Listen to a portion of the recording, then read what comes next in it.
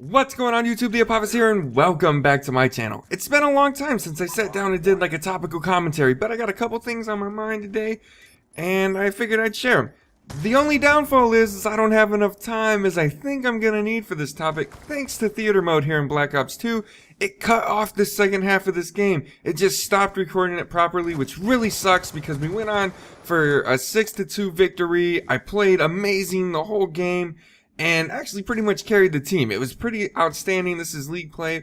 So you get a couple rounds of it. You're just not going to see the end, and for that I apologize. I can't do anything about it. So what I want to talk about today is the Trayvon Zimmerman related stuff. And I say related stuff because I'm not going to bring up the court case. You guys have heard way too much about that, and quite honestly, I don't care to share my opinion with you because, quite honestly, you're probably not going to agree with it.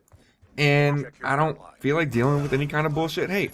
But what I do want to talk about is the media around this trial and really what's going on. What people fail to see is that this trial brought on some beautiful things. And one of the beautiful things that it brought on is in the form of these protests. Now, whether or not you agree with the protests, what their message is, just scratch that. Look at the form of the protest in general. This is a group of people, bunches of people, lots of people, banded together to fight a common goal, to speak their voice on something that they shared in common, a thought that they had in common. And they're not being interrupted by the police, which is huge. Police tend to break things up like this, but it's really cool that these people are having an opportunity to speak their voice. Now, the other thing we can look at is that their rights are being upheld. They're allowed to maintain this assembly. They're allowed to maintain these protests as long as they do it peaceably, and that's what they're doing. So that's really cool that we're seeing our Constitution in action. So that's plus. But on the flip side to all of this, why the hell are we willing to band together as a group over something like racism, right? Because that's really what the protests are about. They feel things were racist in the courtroom, and that's why they're protesting.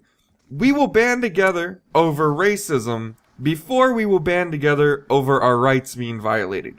And what I mean by that is if we look back to the revolution, alright, a group of people got together and they said, fuck this, no taxation without representation. This applies for Americans. If you're Irish, you're probably like, what the fuck? Anyway, and they did something about it. They started the revolution and we created America. Well, they felt their rights were being infringed, right? They felt that it was unfair that they were being taxed and that they didn't have a voice. It's kind of what's going on now, just not with taxes. Look at all these PRISM things. Look at all this government spying. Look at all this data collection shit. This blatant violation of privacy. The blatant violation of your constitutional rights to privacy, nonetheless. But nobody's standing up. Nobody's banding together and going out there and marching for our rights. Why is that?